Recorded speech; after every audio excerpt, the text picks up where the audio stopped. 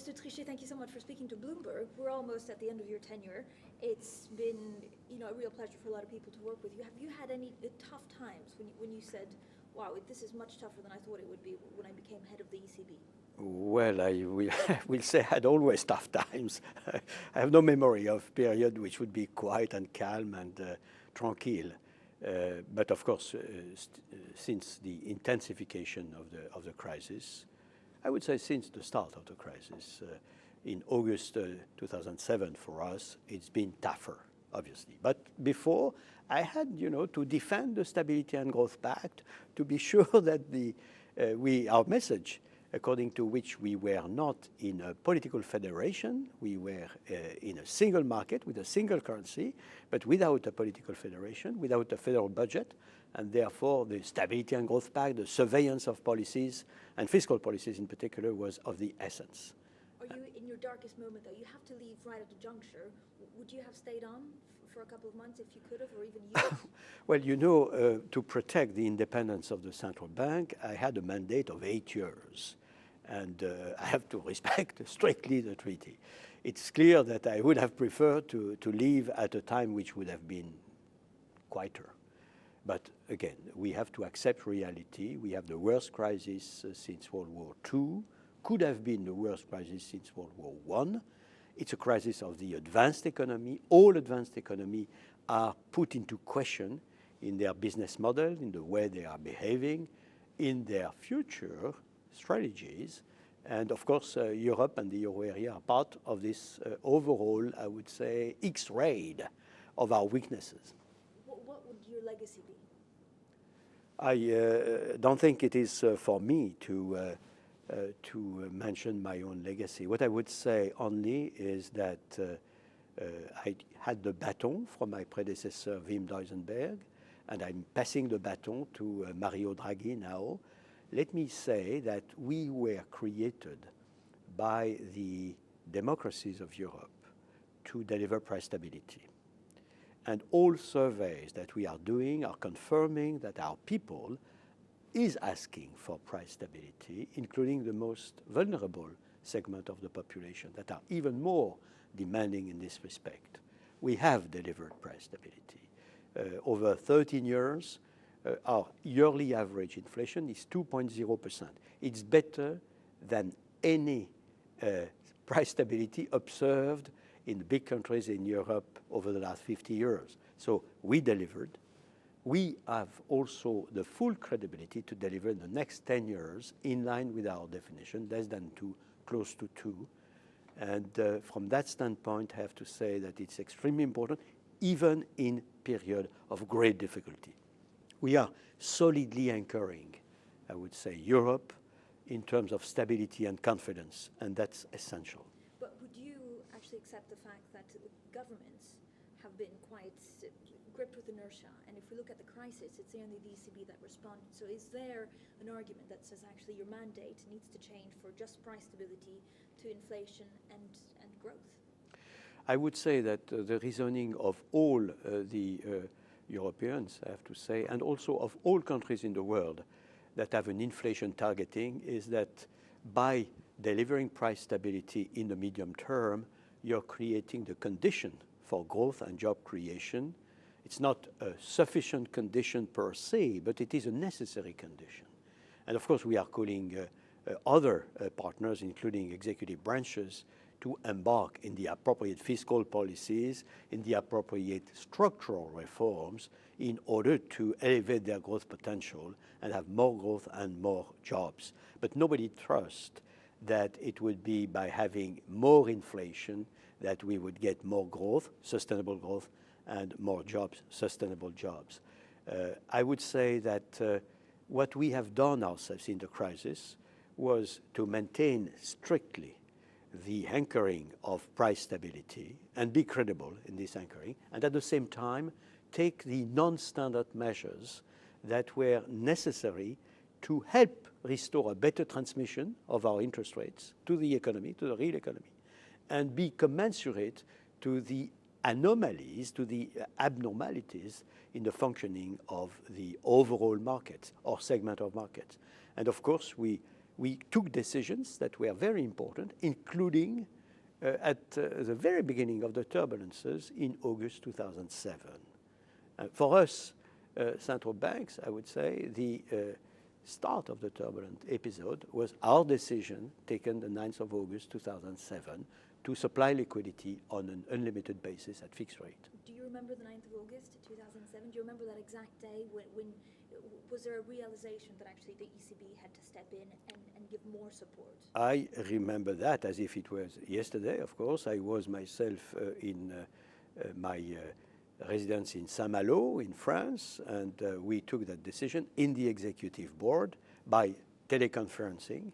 It was a very, very important decision, a very tough one, and obviously a decision which had a global impact because we were looking at our markets being upside down, and we wanted to demonstrate that we had a correct handling of that market and that we were the master of our interest rates and the transmission of monetary policy. How difficult was it? Were you always on the phone with your counterparts? Do you remember how much sleep did you get during that time? Well, again, that was not the same as when we had the Lehman Brothers, which was more than a year afterwards, the start really of the intensification of the crisis. For August 2007, it was much more trying to have as lucid as possible a diagnosis on what was happening. And our judgment, collective judgment, collegial judgment, was that it was big and that it was very serious.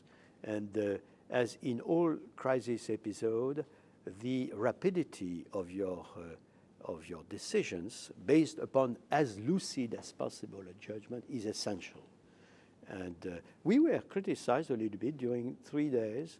Afterwards, you took a decision, maybe it's too tough a decision, too bold a decision.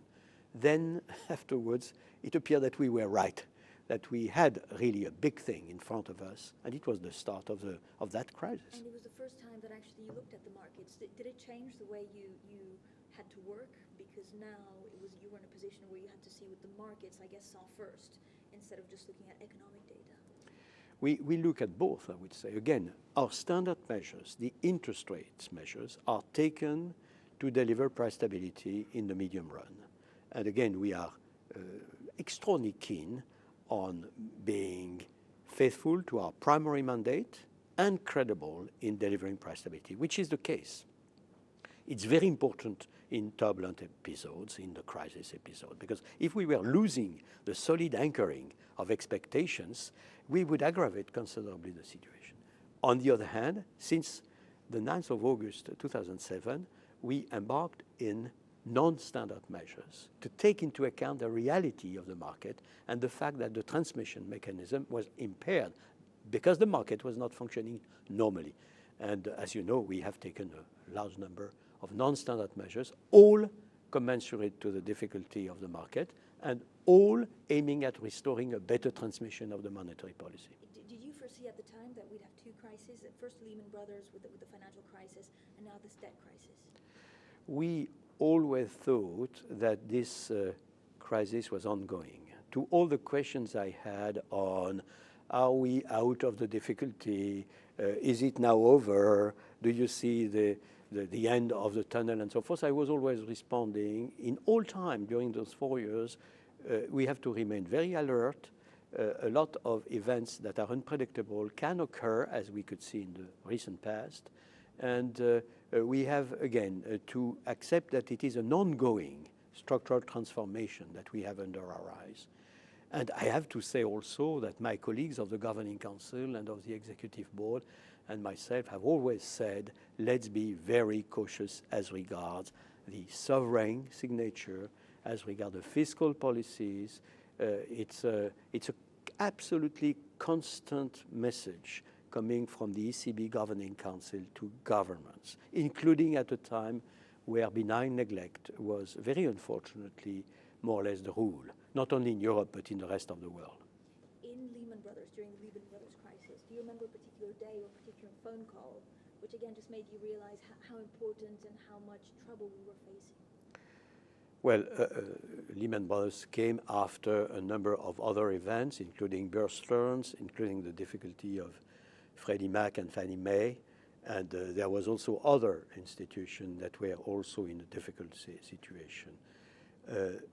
I remember extremely well, of course, what happened at that moment, and that my own judgment, which I'm sure was shared by colleagues in the ECB, was that it was very big again. Exactly as I said, you know, we see something in August or 7th, it's big.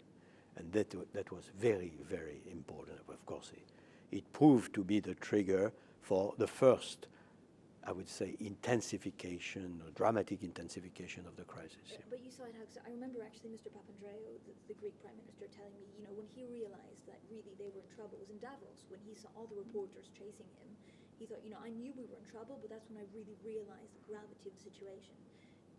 Did you have a similar moment, or a phone call, or just something that you can remember very clearly, which made you, I guess, double your worry?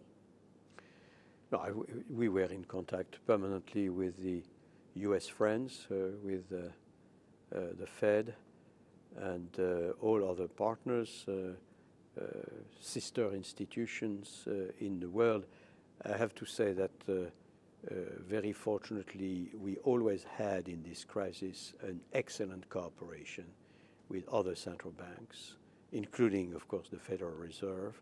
And I am always grateful to Ben for the way we have established a very strong bond which across the Atlantic, which was absolutely necessary. But I remember pretty well that I said myself, this is something which is exceptionally grave. With hindsight, is there anything that you would do differently? How do you rate? I know it's difficult to rate your tenure, but would you give yourself an A or a B? No. I will certainly not judge myself. It would not be fair. I cannot be judged and party. Again, I said that my colleagues, because don't forget, all our decisions are decisions of a college. There is some kind of personalization around the chairman or the president, but all decisions, without any exception, in monetary policy are taken by the governing council. And many, many decisions that are of an implementation nature are taken by the college of the executive board. So what I see myself is that, but it's true in the ECB, it's true in the other central banks, we are team leaders. What counts is the team, and the fact that the team has to win, as in soccer or football or whatever. So we, as a team, try to be faithful to our mandate, and no, these are not words, these are deeds, because it is controllable. And at the same time, we try to respond to new situations through non-standard measures that would permit precisely to deliver our primary mandate in circumstances that have been extraordinarily difficult. And again, we are in the worst crisis since World War II.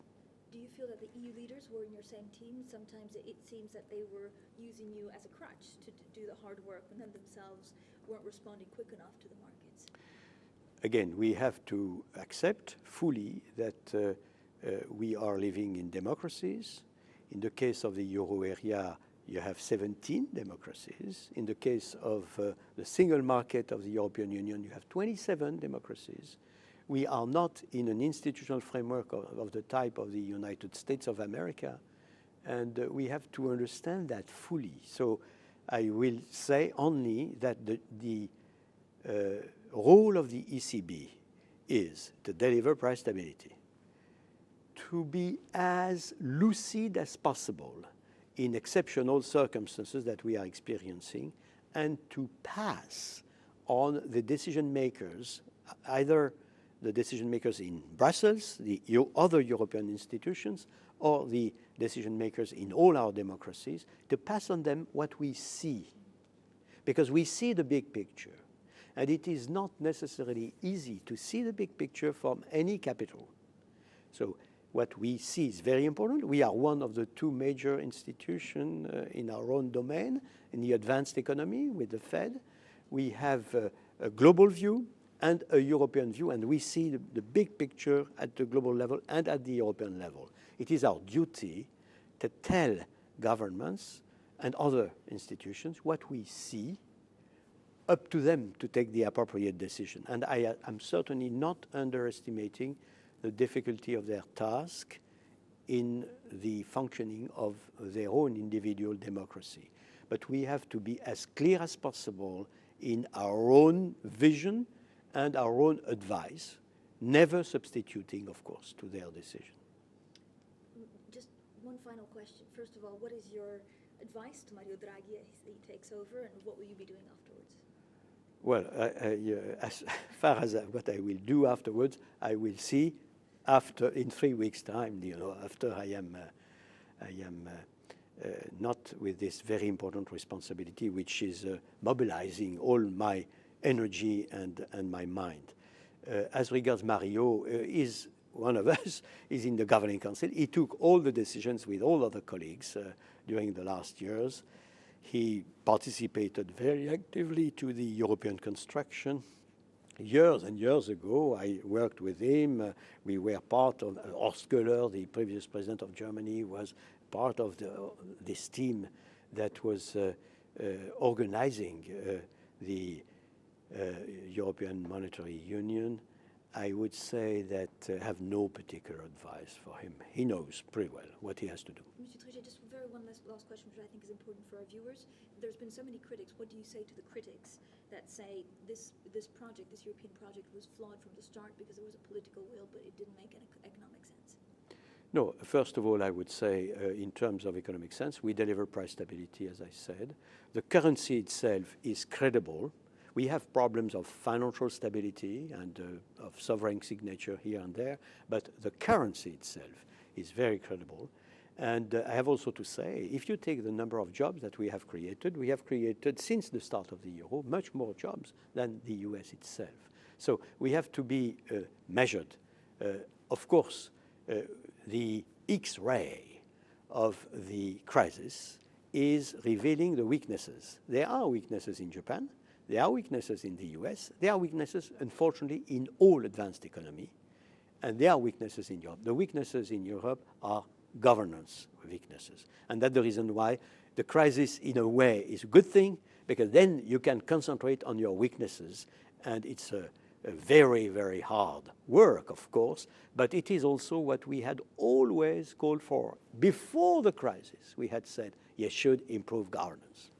Monsieur Trichet, thank you so much for your time.